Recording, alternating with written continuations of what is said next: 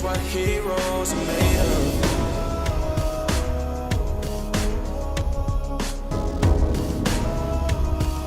This right here is what heroes are made of. This right here, yeah, this right here, yeah, this right here is what heroes are made of.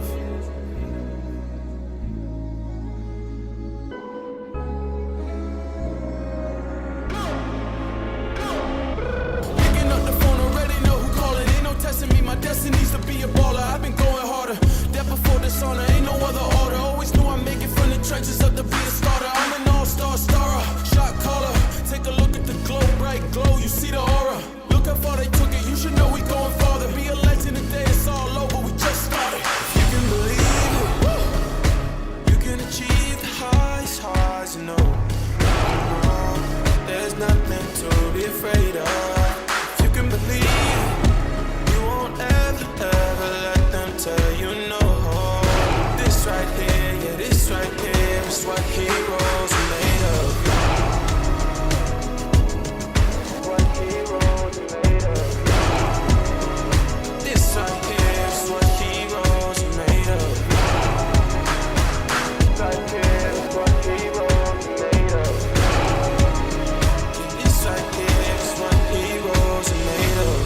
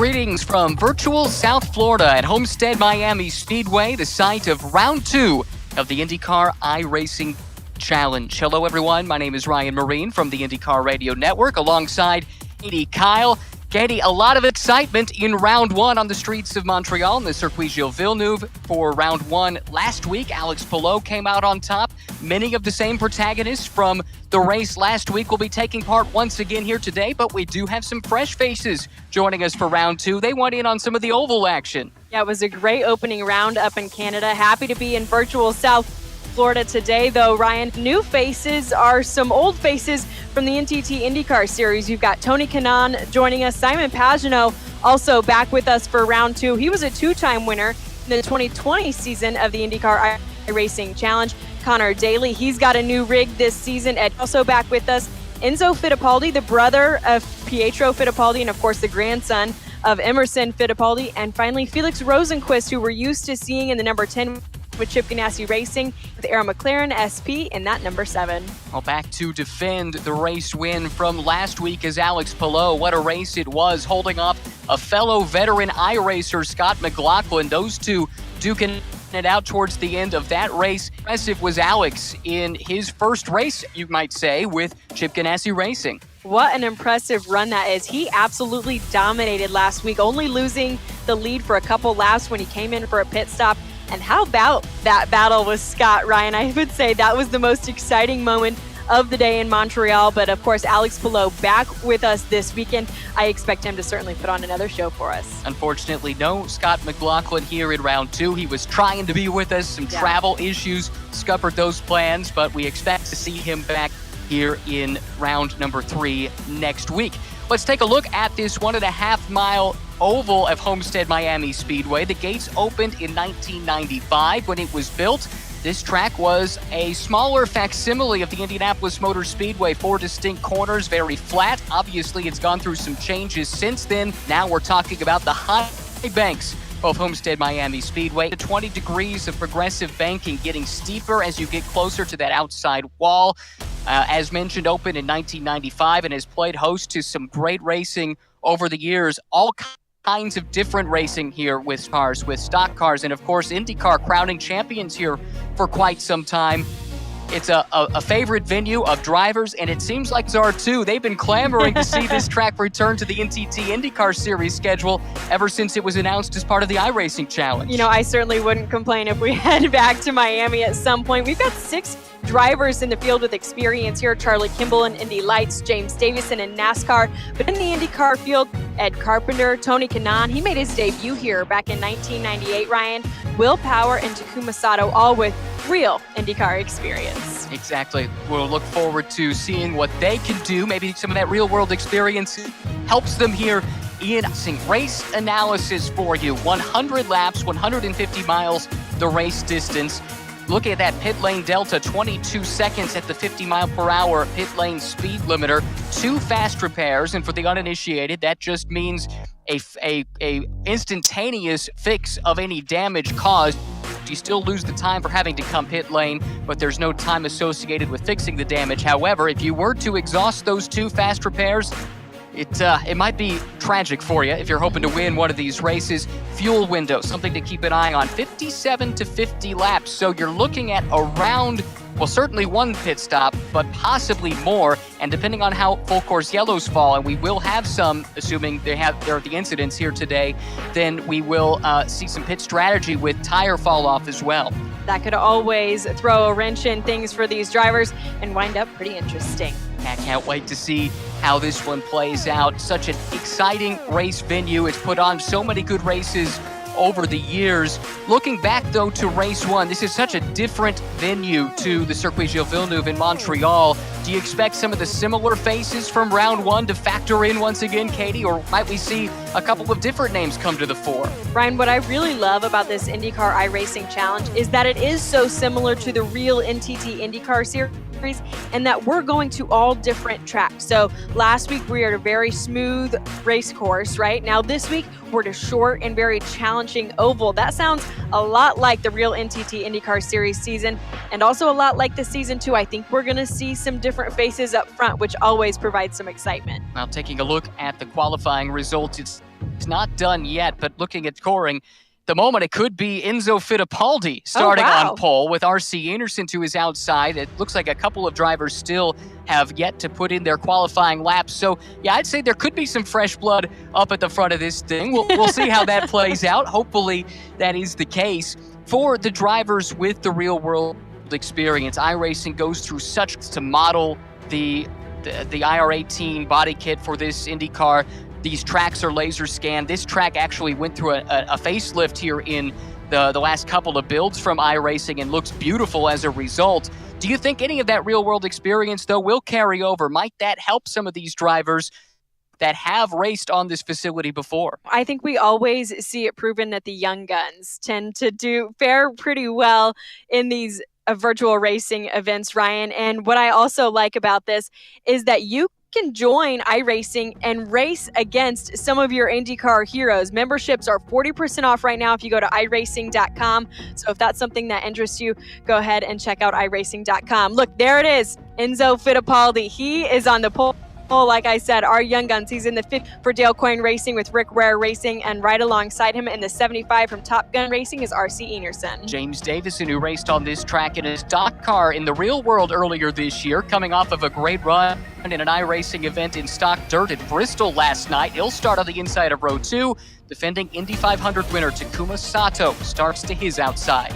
And in row 3, Sage Karam, a guy who also has a lot of experience on iRacing and has been very successful in his ventures as well, starts alongside of Connor Daly. Gotta love that mullet from Connor. Not ready to get rid of that just yet. Marcus Ericsson inside of row 4 in the Chip Ganassi Racing entry. He'll have Max Chilton to his outside racing for Carlin. And on row 5 is Felix Rosenquist making his debut with Arrow McLaren SP and in the 7, and right alongside him is... We saw Ed Carpenter and Tony Kanaan making up row 6. Alex Palou, last week's winner. He's got the Road to Indy driver Braden Eves starting to his right in row 7. Will Power will start on the inside of row 8 alongside Ed Jones. Tony Kanaan, 2013 Indy 500 winner. As you mentioned, Katie, made his IndyCar debut on this track in 1998, starting alongside Charlie Kimball, who boasts Indy Lights experience here at Homestead-Miami Speedway. 9 rows, 18 drivers ready to go. Can't wait to see what we have in store. There are the cars in the pit lane. Love the Top Gun Racing livery. We saw that on RC's car last week. It reminds me of the old Johnny Lightning specials yes, of Al Unser back in the day, and that's really, really cool to see.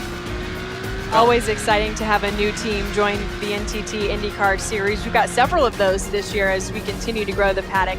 Always good news for open wheel racing. Let's take a look at that race format one more time. Again, 100 laps, 150 miles. The pit lane, by the way, this is the IndyCar nation of the pit lane, so that means they need to come down into the access road just past where the cars are here on the backstretch. Use that access road into the pit lane, and I believe they use the access road on the pit out as well. All done at 50 miles per hour. That is a crawl around this compared to the race speeds. 2 fast repairs, as we mentioned. Fuel window, 47 to 50 laps, so at least 1 pit stop. I expect we'll see more throughout of this race. And Ryan, that pit lane will take a lot of patience, not only in iRacing, but also in the real world. IndyCar winners at this track. It's a real who's who of IndyCar royalty. Scott Dixon, a 3-time winner here. Dan Weldon won 3 in a row. Sam Hornish Jr., a 3-time winner. Michael Andretti, Dario Franchitti, Jimmy Vasser, Greg Moore, Max Pappas all have tasted victory at Homestead-Miami Speedway. The green flag is out, and we are racing with Enzo Fittipaldi, 3rd-generation driver, taking this field to green. And already pulling out to a lead of over 2 tenths as R.C. Enerson tries to follow and tuck in right behind him. R.C. Enerson taking a peek to the outside. We drop further back, and we've got Takuma Sato, I believe, there on screen, right there in the center of the screen. One of the Dale Coyne Racing, Rick Ware Racing cars to the outside. Sage Karam in the all-black from Andretti Autosport in this mix as well. This is what we're going to see throughout course of this race. Multiple lanes that you can run, and it's all about finding that clean air on the nose, just like it is in a real Indy car. You know, Sage Karam was extremely competitive in the 2020 INDYCAR iRacing Challenge. As you see him dive to the inside of Takuma Sato to try to take another spot away. Taking a peek there, he's already been able to make up one spot around James Davison. Gets the move done on Takuma Sato as well. Davison there to follow him through. Those are the spots now, 3rd, 4th, and 5th, I believe, as they run. RC Enerson has taken the lead away from Enzo Fittipaldi. They're out in front by about a second over this group. Look at all the dogfights you have up and down this field. It'd be fun to get a second look at that pass for the lead as RC Enerson takes that away from the 52 of Enzo Fittipaldi, but it looks like Enzo Fittipaldi now back to the lead once again. Swapping the lead back and forth as they do on a track like this. There you have Enerson now dropping back a spot, it would appear. That is the battle, I think, there with Davison. And Davison appears to be on a charge. I mentioned just last night he was racing a stock car on dirt at Bristol in iRacing. Won one of his heats, finished 5th in the feature, turns that around, and now as they come both in the virtual world and the real world side by side up front with Davison battling Enerson. So that's really impressive, Ryan. You also compete in iRacing. Is that difficult to hop from one car into another? Short answer is yes. I kind of specialize in one or two, and that's actually being a bit generous. Specializing implies some kind of talent, and there is not a whole lot to be found. Side by side here once again, Davison to the inside, Enerson to the outside. Really exciting about the development of this Top Gun racing team located just down the road from the Indianapolis Motor Speedway. They had aspirations of being on the grid last year. They, I think, competed in some iRacing events last year. Maybe not, but certainly they've been around in the ether.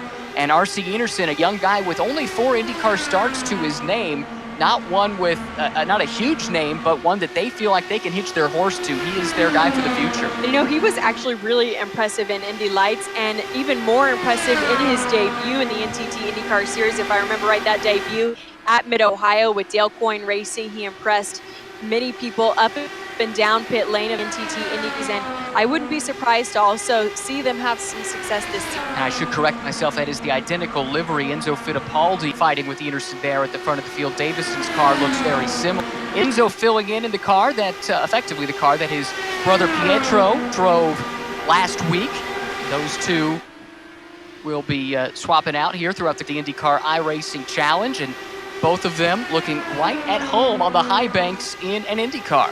And I think we'll have some brotherly competition because Pietro didn't get the pole last week, and he finished 6th, got his little brother Enzo battling for the lead. Pietro might be a name more familiar to fans at the moment as he continues to fight with Enerson on the inside. This is the battle for the race lead. Pietro, of course, filling in for Romain Grosjean last year in the Haas F1 team. We'll be doing some IndyCar races this year. Enzo, though, was part of the Ferrari driver at quite some time, did a lot of racing on the open wheel circuit in Europe, but has committed to the road to Indy and will be racing in a combined effort from Andretti Autosport and RT Motorsport. And, you know, I was covering Pietro when he came back to racing from that terrible crash he had it back in 2018. He was even still on a scooter going down the pit lane at Mid-Ohio. Ryan, you could really see the pain on his face. He had that brace still on his leg. See the pain when he got out of the car. He is one tough cookie. No question. Broke his leg in a sports car race at Spa that year. Was set to make his Indy 500 debut. It had to be put on hold, and the plan is to do it this year for Dale Coyne Racing with Rigger Racing. Featuring up at the front of the field here, Advantage Enzo Fittipaldi. RC Enerson now settling in line. Fittipaldi seems to have control of this from the front, and Enerson just trying to find a way to use that high line to his advantage and maybe be able to make that pass and complete it. He's able to get up alongside. We've seen that time and time again, but actually making it has proven to be a problem. And you know, Ryan, something that I was looking for was to check in on our pole sitter from last week below, all the way back in 17th position right now. As you may remember, he absolutely dominated last week. I'm taking a look at him right now on our cameras that we can see. We can there for you. You can see he's just as concentrated as he was last. But Ryan, as someone with iRacing experience, how difficult is it to go from a smooth road course to an oval like this? Well, the two disciplines are very different, and iRacing treats them as such. The iRating that basically judges how you have achieved relative to others in your field is completely separate between a paved oval and road courses, and so it's definitely a different discipline without a doubt. It does look like Alex has had an issue on that opening lap. He's dropped a lap. He's been credited with a pit stop already, and I wonder, because Felix Rosenqvist also is off, has made a trip to the pit lane, if perhaps those two things could be related as we come on board with RC Anderson once again, taking a peek to the outside, trying to make that high line work. And once again, remember, this is a variable banking layout, so more banking to the top of the racetrack, and Anderson trying to use that to his advantage. He's got the momentum. He makes the pass around the high side. You know, this would be a very exciting race in the real world too, Ryan, watching these two drivers swap the lead forth, these side-by-side battles.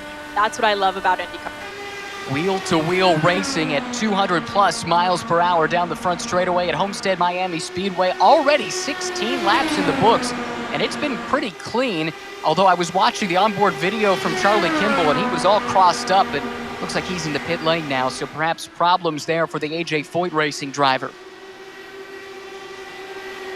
Anderson was able to get up alongside on the backstretch that last time around, but Fittipaldi fought back to the inside. One thing I do wonder about is the tire wear, and yes, here in iRacing, just like in the real world, you've got to take care of your virtual Firestone tires, and running that line around the inside does have a tendency to increase tire degradation. So maybe that's part of RC's strategy here. Continue to run that high line, take care of his own tires, take care of his race car, and be there to battle towards the end of the stint.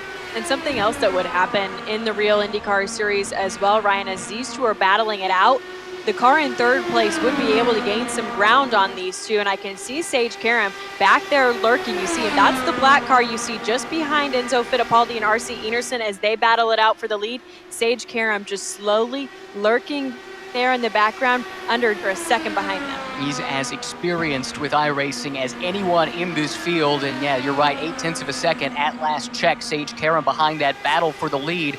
Simon Pagenaud racing with Norman alongside in his home, it would appear, in North Carolina. You see him there in the yellow car. It's one of the McLaren cars just up the road ahead. Simon Pagenaud at the moment running back in the 13th spot. Yeah, good to have Simon back with us. He won back-to-back rounds of the 2020 INDYCAR iRacing Challenge. We'll see how he can do in the 2021 season. But there's the 7 of Felix Rosenqvist. We're going to have to get used to seeing him in those papaya and blue colors for Aero McLaren SP, number 7 this season. It's going to be a big year for him, making the switch after 2 years with Chip Ganassi Racing. I think a lot of eyes on him. That's a team that's been up and coming. It's shown a lot of promise. But Chip Ganassi Racing is unequivocally one of the big 3. I think Felix looks at it as a lateral move, but I think we're all waiting to see how accurate that is. The expectations are certainly there after the great year Pato O'Ward had for that team a year ago. I'm really looking forward to those two being teammates, because if you remember their battle at Road America, that was a great battle where Felix took the win away from Pato at the very last minute, and getting his first win, also what could have been Pato's first win as well. I want to make a couple of updates on some drivers that seem to have had some trouble. Tony Kanaan, you can add to that list. He's back in 16th now and has shown as having made a pit stop or perhaps being in the pits at the moment. So that's unfortunate for him. So Pelot, Rosenqvist, Kanaan, and Kimball all seem to have hit problems at one time or another as we come back on board here. Love the gyro cam that iRacing provides. I do love this view. This is Will Power that we ride on board with right now. He was very competitive in the INDYCAR iRacing Challenge as well, scoring a top 5 4 different times, never quite scoring that win. As he tries to work his way through the field right now, he's back in 12th, Ryan. Yeah, Will Power working on Braden Eves from the road to Indy. An Indy Pro 2000 driver, was having a great season last year in that championship, leading the points when he had a heavy accident here on the road course at the Indianapolis Motor Speedway, and that knocked him out for the rest of the year. But his plans for this upcoming season, looking at his iRating, he is the most experienced oval driver field. He's got the only iRating on the ovals up over 3,000. Will Power, by contrast, at 1,500. Tell the whole story, but it definitely is indicative, at least, that Braden's got some experience running on tracks, and he's putting that to use here, going side by side with a former IndyCar champion and Indy 500. And how cool is that for Eves, an Indy Pro 2000 driver right now, to be able to hop into this INDYCAR iRacing Challenge and race alongside guys like Will Power, who are Indy 500 and NTT IndyCar Series champions. How nerve-wracking must that be? Because these are the people you aspire to race against, and here you are in the same forum. I know how that goes on iRacing. Sometimes you end up with some of these people in your races, and it makes me super nervous. I can't imagine what Braden Eves is feeling like. So I want to know, who's the quote-unquote most famous race car driver, or the driver you look up to the most that you've raced against? I would say, I know I ran into Cristiano D'Amata, Wow. a former IndyCar driver, in a race. I wasn't prepared for that question. I've been in with... We'll let you think on it. Yeah, but I mean, it is amazing who you can end up. I've been in with Sage Karam, I know, actually, in a 500 practice before, and that was really neat. He was incredibly fast, as you might expect. Here's a battle for position. Takuma Sato to the inside of Connor Daly. That's the fight for 5th. We've got Ericsson and Chilton battling a little bit further back. Sato able to get that past, a little bit of slide job there on corner exit. Connor should know all about that from his dirt track experience. I would love to talk to Takuma Sato at some point, either during this race or after. He did participate in the 2023 rounds, the 2020 IndyCar iRacing Challenge. His best result of 12th, and he's also up battling for a 5th place this season. Yeah, doing a great job there. Connor able to get in that slipstream and get that spot back, so he's back up to 5th. Sato there right behind, and then it's Marcus Ericsson, Max Chilton. In fact, Chilton appears to have made that move, so I think that was who was in behind this battle right here. And as we saw Connor Daly take that spot away from Takuma Sato, looks like Takuma gets it back just now. I want to talk about Connor Daly's rig for a minute, because if you remember last year, COVID-19 hit. Unfortunately, we did the first season of the IndyCar iRacing Challenge. Connor just had an office chair and a steering wheel, which I think a lot of people had going into quarantine last year. But now he has got a brand new setup. He's partnered with Logitech and some other iRacing partners and got a pretty impressive rig. Full chassis, the whole deal. Yeah, I'd have to say it would be suboptimal, his former rig. I'm amazed he was as successful as he was. I actually think that was Felix Rosenquist's lap car that we saw in the back, not Max Chilton. So Max and Ericsson still a little bit further behind, and this is a tough spot for Felix to be in. These two are fighting for a top 5 position. He is a lap down, actually 3 laps down at this point. He'd love to get going. He'd love to try and get some of those laps back. We think, depending on the severity of the incidents, we could see some yellows, so there is a chance to try and get your way back into this fight, but you also don't want to mess with guys who've got a good run going. Yeah, it looks like Takuma Sato has now lost a little bit of ground to Connor Daly. Meanwhile, as we take a quick look up front, looks like Enzo Fittipaldi has been holding on to the lead for a few laps, with that battle for the lead slowing down just a little bit. Yeah, he's actually pulled out a half now, 1.7 seconds over R.C. Peterson, who has fallen into the clutches of Sage Karam, running in the 3rd position, less than half a second behind. That is definitely within range to be able to pick up that tow, pick up that draft, to hopefully be able to make a slingshot pass. So we'll keep an eye on that as we go watch in here with this fight. Looks like we're looking at, this is Ed Jones on the screen? That looks to be... Or Ed Jones has had a problem. Yeah. You were trying to point out to me. Working on our sign language. Yes, we'll work on that for you next week, but it does look like Ed Jones also has had a problem. Alex Lowe, Felix Rosenquist, Charlie Kimball, and Tony, among other drivers with issues so far in this race, just 34 laps in. So put Marcus Ericsson up a spot around Takuma Sato. Marcus now running in 6th, entering his 3rd season in the NTT IndyCar Series. That's pretty amazing. It seems like he just got here from Formula One, and I've seen some interviews from him talking about this is the year to shine. They really focused in on trying to keep a core around him. Remember, switch teams from year 1 to year 2, so this will be year 2 with Ganassi, year 3 overall, and he's got every reason to believe this could be a break at the year. He's got the 1 podium going back to Detroit a couple years ago in his rookie season, and I think he's got his eyes set on a lot more podiums than that. Well, look at that core around him, Ryan. Scott Dixon, Tony Kanaan, Jimmy Johnson, Alex Palou. There is so much data, so much feedback there that he can learn from and absorb.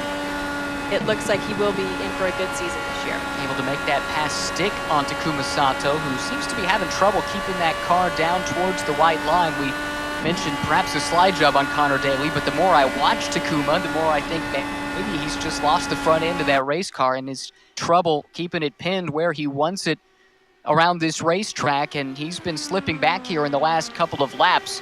Fittipaldi, Enerson, Karam, Davison, Daly, the top 5, with Ericsson just outside running 6th. And it's an interesting story with Marcus because he comes from a road racing background, but he has really taken to the ovals. Had a good run going at Texas last year until they had a fuel rig issue. Had really good pace at Indy before his crash, and there's some other instances of it as well. For whatever reason, he's just taken to it like a duck to water, and this guy seems to too. Remember his qualifying effort at Indy last year. Alex Palou, we're talking about, watching him hard at work. I do love watching Dale Coyne racing cars qualify at Indy, which Alex Palou was in a Dale Coyne racing car last year. They always seem to find that little bit of magic, and of course Chip Ganassi never really lost that magic in terms of the Indianapolis Motors. Look at the concentration and just the smoothness of Alex's hands around here. This is not fourth in Alex, as you see, 14th as they run, but he is down a lap. That, I believe, is Ed Carpenter running in 9th, who he's working his way around, one of the drivers in our field that has some real-world experience racing at Homestead-Miami Speedway. Here is Charlie Kimball. Just great to see Charlie turning some laps this week, Katie, because he didn't get off the grid last week. Yeah, he calls it an operator error last week, so unfortunately he didn't get to participate in most of last week's race, so it is good to see him, although he is running in 17th. I see he's changed his view a little bit, though. Last week we had a great view of the ping pong table. This week it looks like we get to see some of those sculptures of tracks from around the world up on his wall, and a little better view of what he's seeing as well. Did a lot of his formative racing over in Europe, got pretty high up the ladder system that leads to Formula One before coming stateside, a race winner in the NTT INDYCAR Series at Mid-Ohio, going back to, I believe it was 2013. And another one who has been comfortable from day one, it would appear, on the oval tracks. We're going to see him back in the NTT INDYCAR Series with AJ Foyt running at least the Indianapolis 500, and we sure hope to see him more. He's one of the popular guys in the paddock, without a doubt. This is a great side-by-side shot where you can see Charlie's real hands on the left versus his virtual hands on the right, nearly identical, and it's really cool to see by side view. Here is Will Power still fighting with Braden Eves, and watching Power take that high line around the track. I did want to make a mention of an update that came to some of the tracks. They're going to be rolled out at more in iRacing about that high line in particular.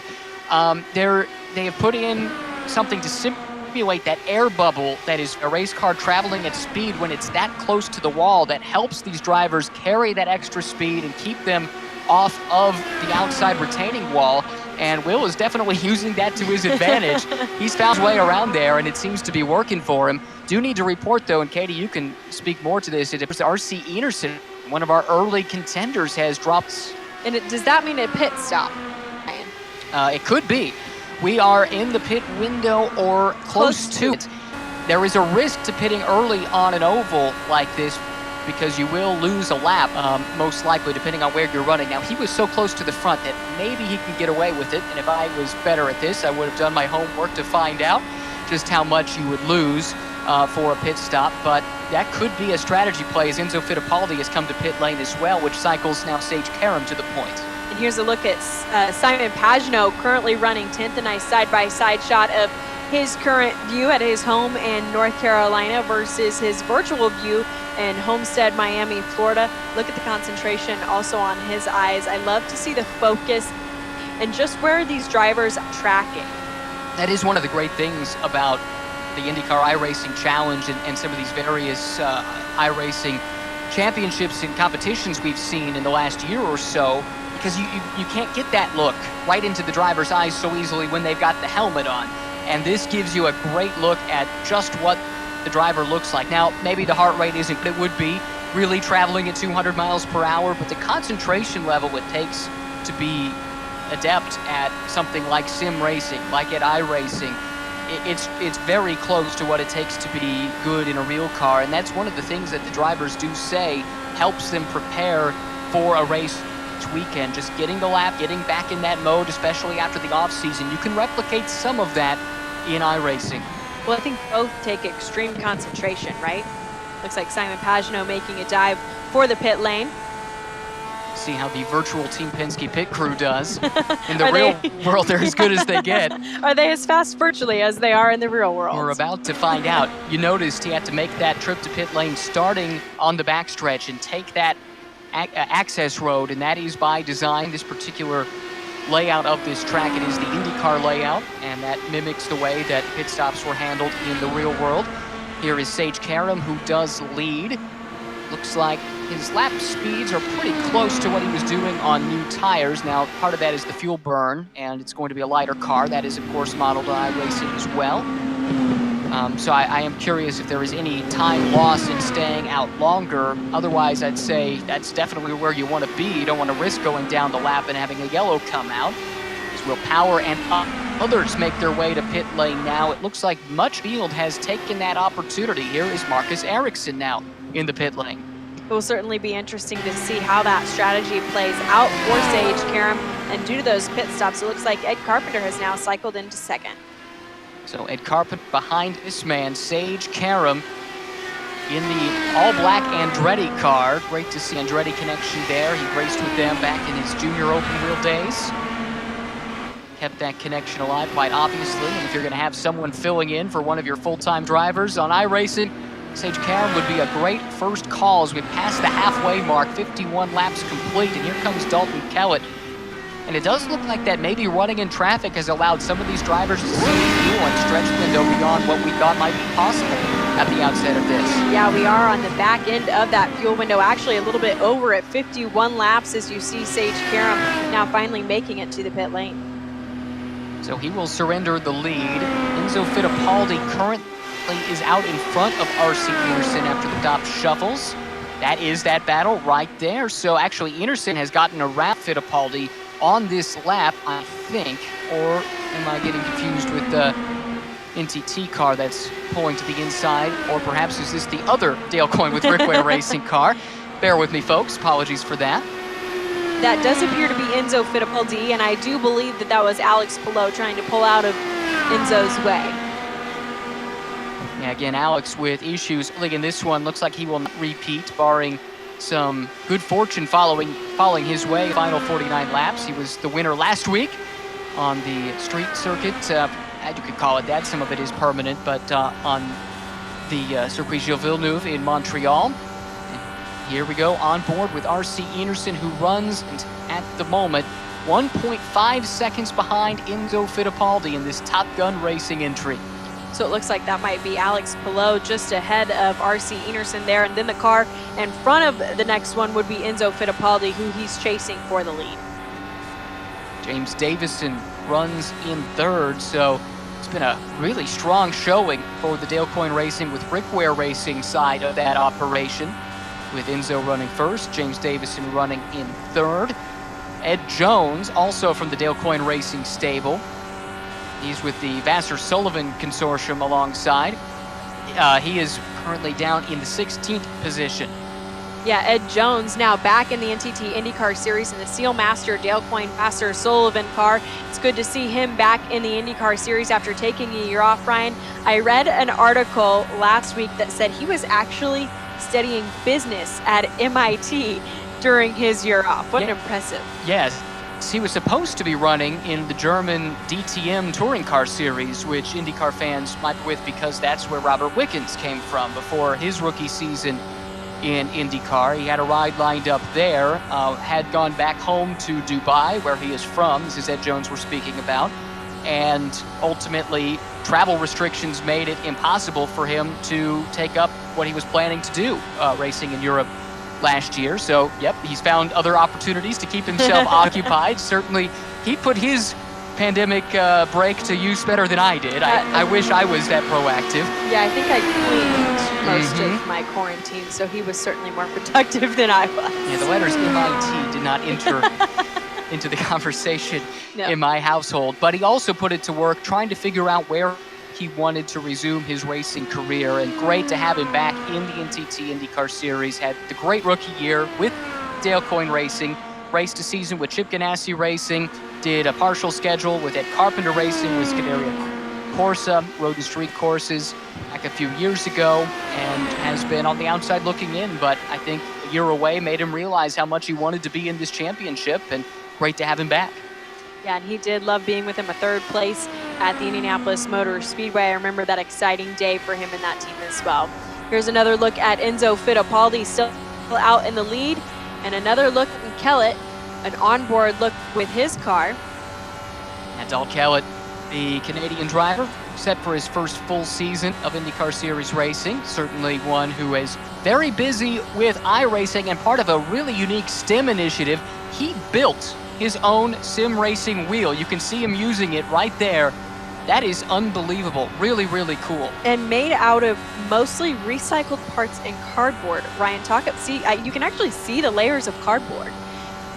Talk about something else that never entered my mind while being at home throughout this COVID-19 pandemic. Dalton actually has an engineering physics degree from the Queen's University in Ontario. You can see also with the virtual headset on there that also gives him a great view of this Homestead-Miami track. So look at each of these screens. You can see his view right now, what his steering wheel looks like, he's doing in the real world. All of it pieced together. Quite impressive, Ryan. It really is, and this is part of a STEM initiative, like I said, that uses iRacing. Schools form teams to not only race in iRacing, but equipment. That's a part of this league that he is a part of, and certainly helps to consult with, and it's a really, really neat deal. Their goal is to get at least 50 teams signed up with some pretty major bonuses for participating and signing up, and I think they're in the pretty early stages still of that here this year, but can't wait to see how that plays out. And my goodness, we talked about Connor Daly's rig. This is on the other end of it. And this is a prototype that Dalton actually created so the students can model their version of it after Dalton's prototype. I'm just thinking about the thousands of dollars that people spend on their sim rigs, and maybe that's hitting a little too close to home here. That it makes his own out of cardboard. You should call him. I should. Hey, Dalton, let's talk after this, Yeah. all right? I want to hear all about this. Maybe he'll build cool. you one. That would be fantastic, yes. So he's doing a nice job with that at the moment, running back in the 13th spot. I think might have had some issues early on in this race. I'm not positive about that, but it did seem like he was mired towards the back right away, but has had a nice clean run ever since. And with 37 laps to go, it is still Enzo Fittipaldi out in front, leading R.C. Enerson and James Davison. And we go on board with another battle here. A little bit further in the pack, this is Braden East once again, and he is fighting with Ed Carpenter just up the road.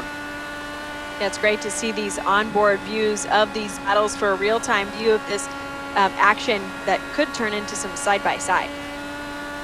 This is an Indy Pro 2000 driver with aspirations of being an IndyCar driver, following one of the masters of the oval racing craft in an IndyCar, Ed Carpenter, three-time Indy 500 pole sitter, multiple-time race winner in the IndyCar series on the ovals. And I imagine there's a lot that can be learned if you're Braden Eves, even in a virtual environment like this, just watching one of the great oval racers of his generation just up. Yeah, and this is an exciting addition to this season of the IndyCar iRacing Challenge. We will have a Road to Indy driver featured each week. Braden Eves, of course, also the featured driver last week, ended up 7th, and we just mentioned it, him working inside the top 10 this week. Having a great run, that's for sure. Connor Daly leading this pack. Takuma Sato, the third car in line. That's Felix Rosenquist in the middle. He is not on the same lap as these two, having encountered issues early on, and is now in 17th position, having made a couple of pit stops already, and is 3 laps down leader. So Connor Daly currently in 6th, and he's got Takuma Sato behind him. These two have been close together seemingly from the start of this race, Katie. Yeah, it's been Enzo versus RC and Connor versus Takuma all race long, as you see Takuma make another pass on Connor Daly. And these two just swapping that spot back and forth, using the slipstream to their advantage. To my eye, at least, Sato looked stronger early in the stint relative to Connor with the power mullet right there on screen. Is that what we're calling it? I just called it that. Okay. What would you call it? Not that? Next question. It is a look, and he's committed to it. He is and committed. I am impressed with the level of commitment there. And hey, it's working for him. Look at the run he's having, running 7th right now. It did seem like the racing back to him as the stint went along the first time around relative to Takuma because it was Daly that led, I believe, going into the round of pit stops. Right now, though, he's going to have to settle in for 7th, and maybe Takuma made some changes, or maybe it's just tires that have helped him out because he's taken off. He's running 6th and trying to track down Marcus Ericsson.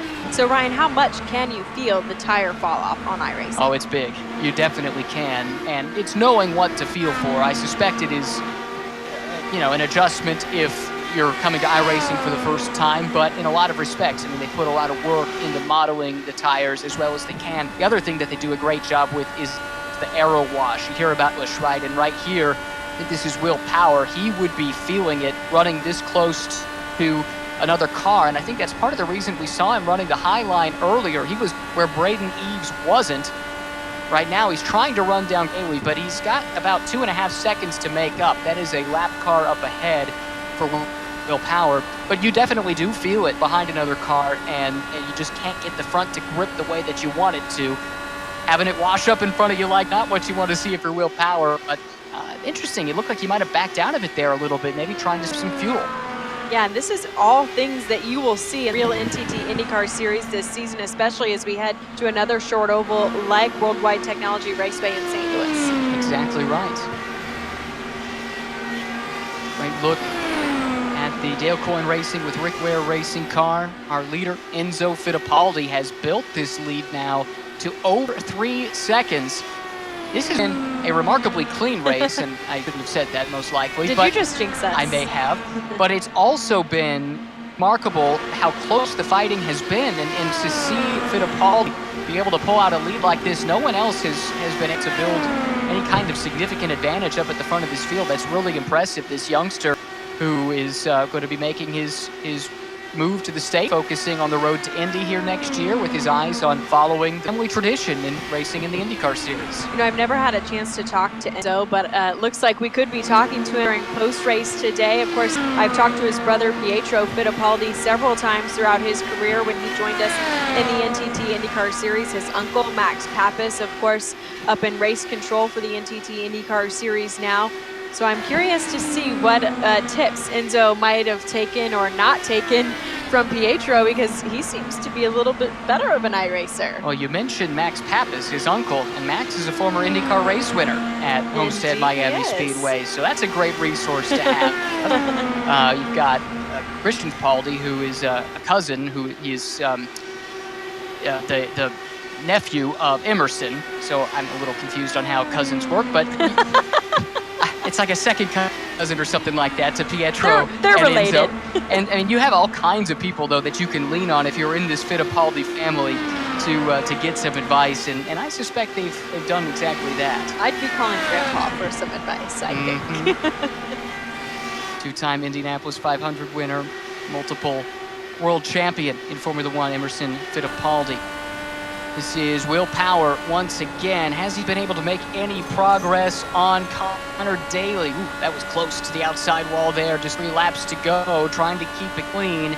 He has pulled in a little bit, but we're talking about tenths of a second here for the last 3 or 4 laps. That's not going to get the job done, and I suspect this lap traffic isn't helping. And I do wonder when he made that pit stop, if he might have to save just a little bit of fuel. Some of the drivers did come in a little bit early in that pit window, earlier than we were anticipating. Well, I'm curious to see how this will play out in terms of tires, because we talked about guys like Takuma Sato who are very strong in the beginning of their run and tend to fall off. Will it be more beneficial for them to come in and get fresh tires? And we saw the Sealmaster car of Ed Jones pull down and head into the pits, so that now does give some clean track here for Will Power. And here we go. Pit stop for one of the Rick Ware cars. I think that's James Davison pitting out of 3rd. And the conventional wisdom coming in was this was going to be a 2-stop race. If it stays green, you wonder if that's not going to be a requirement. He was going to take some yellows, and so maybe seeing that, we're seeing a couple people come to the pits here trying to cover to make it to the end. And it looks like that may have actually been Enzo Fittipaldi that pulled to the pit lane. RC Enerson, it looks like out in front now. Yes, that was Enzo Fittipaldi that pulled onto pit lane, so he'll lose several positions. A little confused on timing screen says that Enzo is still out in front, but we'll have to keep an eye on that. Maybe we just need to refresh our timing and scoring. We'll see about doing that here in a moment as we look at RC Enerson once again in the toppers. 20 laps to go at Homestead-Miami Speedway. It is Enerson leading the way. What a story that would be. A driver with just 4 real-life INDYCAR starts to his name. And they're spaced out over several years. It's been a little while since we've seen him on even a semi-regular basis, but got big aspirations for not just this year, but beyond with that Top Gun Racing team. Back with Will Power right now, trying to track down the 7th place driver, Connor Daly. And I think he's made a little bit of progress, but not quite enough at this point. Well, maybe he has, because timing and scoring needs to get refreshed, so I could be wrong on that. I think that is Connor actually just up the road, and there you can see on the screen, yes, just a 1/10 of a second. So indeed, Will Power has caught Connor Daly, and battle is joined now for the 6th position. Will Power is a guy who I'm not sure how happy he is to be back at Homestead. He had 2 previous starts. Neither of them went very well, unfortunately for Will, in the real world, but doing very nicely here. And he's got his hands full with Connor Daly just up the road. Connor had a great year on the ovals last year, racing in the Carlin team. And we'll work to find out exactly what happened with Enzo Fittipaldi, but it looks like RC Enerson is now out in the lead, Ryan, with Sage Karam not far behind in the 98, and James Davison rounding out the top 3, or what would be our podium, in the 53 from Dale Coyne Racing with Rick Ware Racing. Well, it's come down to the wire here with 16 laps to go. Will Power stalking Connor Daly in the fight for the 6th position. This is Enzo here. Now James Davison. Interesting that Sage Karam has snuck into this conversation, running in 2nd. Here we go, on board with Davison. He is right behind Karam. And now, do you try and work as a unit here to try and run down the leader? Especially for James Davison, you got to consider that leader. Well, actually, it's not true. So maybe there is some way that you can work together to try and track him down, not fight side by side like you were talking about earlier, where you can definitely lose some time if you go side by side for too long. Yeah, you'll certainly want to try to work together to catch up to RC Enerson, but something that these 3 also need to be thinking about is that final pit stop. Will that come into play, which is Fort Hill? And if they ran long enough on the opening stint, and if they've saved enough fuel, they may not need another pit stop. So, boy, there's a whole lot that needs to be settled, and we're running out of time. Well, you would certainly think with RC Enerson and his battle with Enzo Fittipaldi that maybe he did burn a little extra fuel, or did he tuck back in behind Enzo just in time to save that fuel? It wouldn't surprise me, though. Sage and James Davison have saved enough fuel as they've been kind of behind other drivers. And we'll have to keep an eye on that. It's an interesting strategy call, and there's always the chance we get a yellow here in the final 12 laps that could stack everybody back up again. Then you got to start thinking, well, how valuable are tires relative to track position? And here we go. RC diving to pit lane. Now that answers your question. Maybe he did use quite a bit of fuel. A duel for the lead we saw early in the race. I don't know this for sure, but I suspect the drivers are surprised that we've gone green as long as we have. So maybe was what we thought might have been an issue for Enzo Fittipaldi, was that him diving to pit lane early, knowing that everyone else would also have to come to pit lane, and they'll all cycle out behind him. No, we think it's a possibility. So we're going to have to be on our toes here to see how this one plays out. This is your race leader right now, with Sage Karam out in front, but potentially could still owe us to pit stop. I think you could say that about just everybody. Currently running ahead of Enzo Fittipaldi, who right now is back in 10th, still on the lead lap. Man, this is going to be really interesting, and that's crucial there as Enerson does the lap to Sage Karam. Yeah, remember that pit delta is 22 seconds. Meanwhile, another battle that we've been watching all night long is Takuma Sato versus Connor Daly. They're still stuck right there together, Ryan. Takuma Sato in 4th, Connor Daly in 5th. Yep, 1.5 seconds between those two. It's another 1.5 seconds if you drop back to Will Power from Takuma Sato. This is about spaced out as they have been all night. These two in particular, Sato and Daly, seem to have found each other and are equivalent to each other like magnets. It seemed like Sato had the edge a little bit earlier in this run, but maybe Connor's coming back a little bit. And here's Ed Carpenter, Dodie Bon Ed running back in 9th. This is a fight for position with Braden Eves. Now, last time we checked in on them, Braden was actually behind Ed, so he might have made a pass for position here as of late. And now that puts Braden behind Enzo. That's 7th, 8th, and 9th. Enzo Fittipaldi, Braden Eves, Ed Carpenter as they run. You know, Ed did compete with us in the last season of INDYCAR iRacing Challenges of 9th at Michigan and Oval. No surprise there. And I think I really enjoyed watching Ed last year because it just seemed like he was just having fun. He didn't feel the pressure, just fun.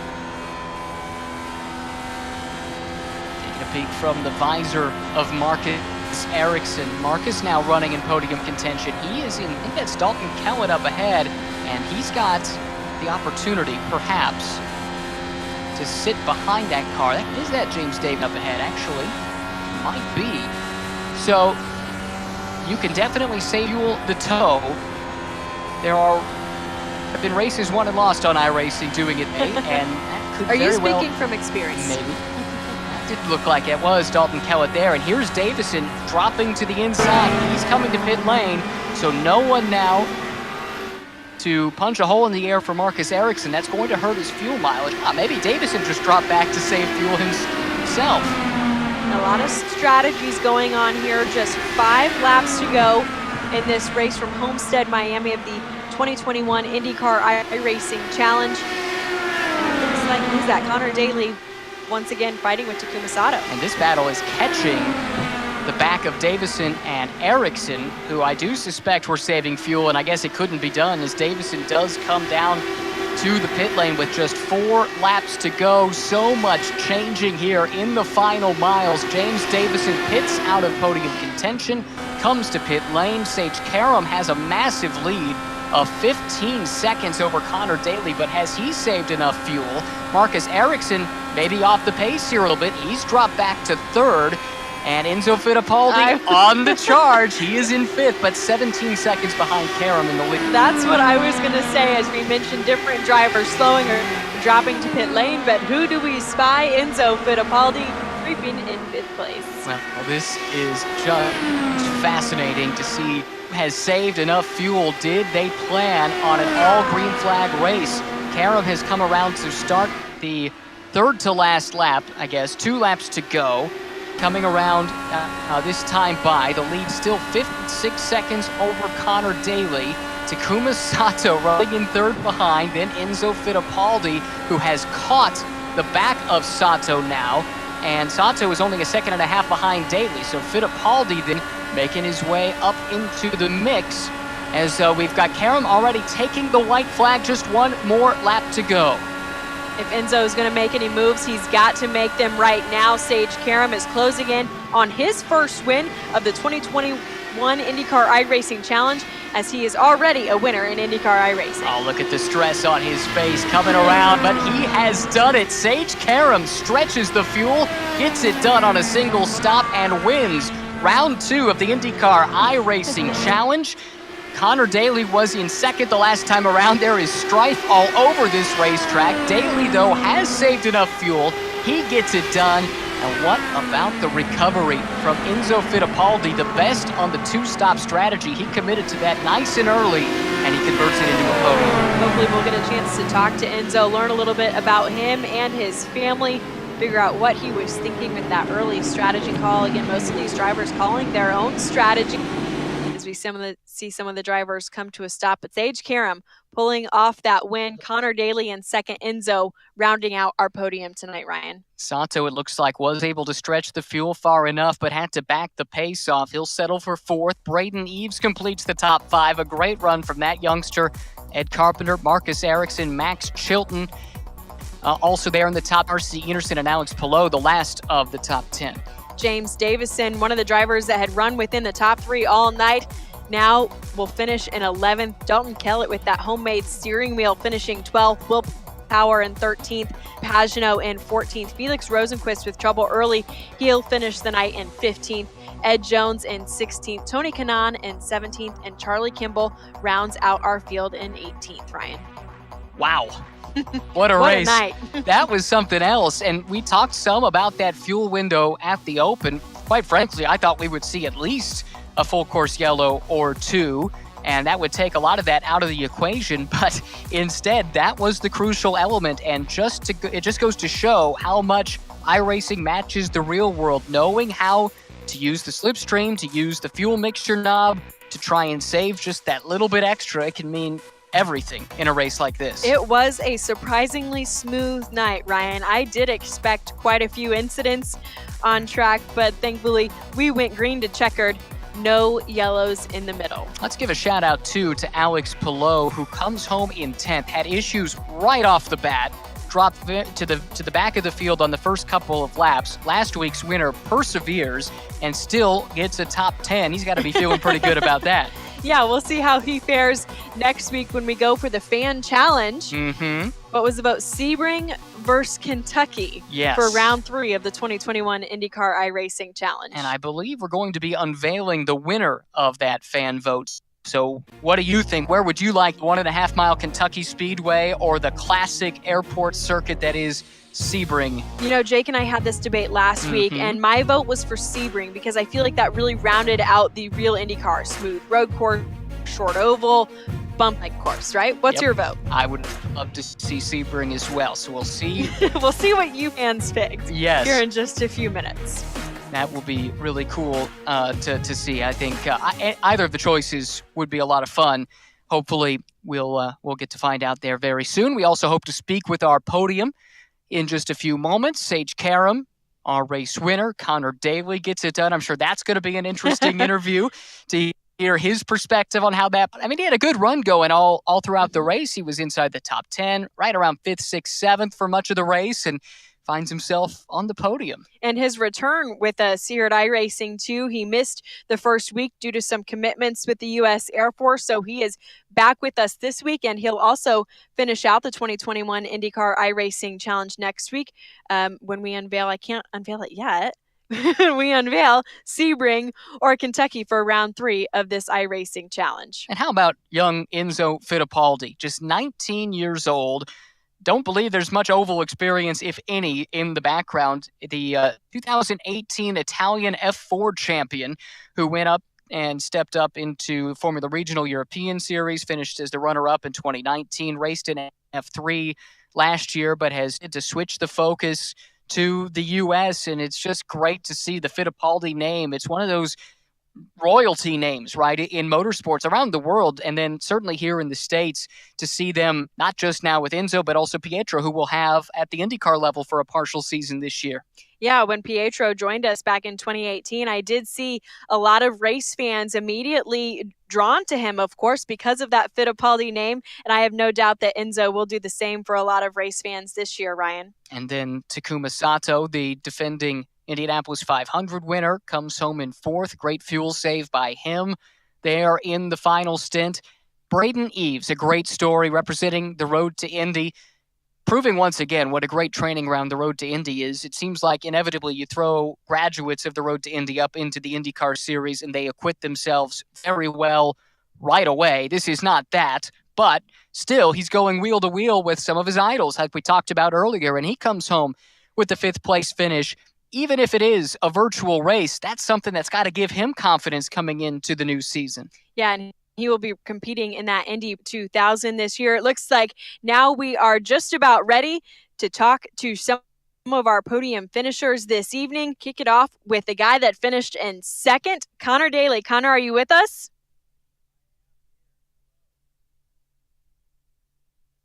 Okay, maybe we're not quite ready for Connor.